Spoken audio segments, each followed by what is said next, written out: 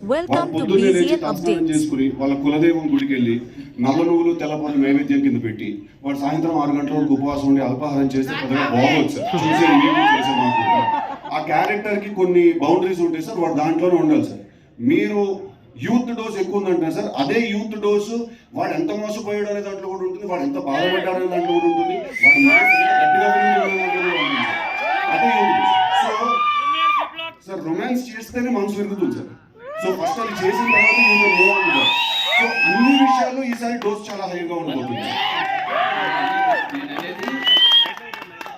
దిల్లు character part 1 కి part 2 కి చాలా తేడా ఉంది కదా.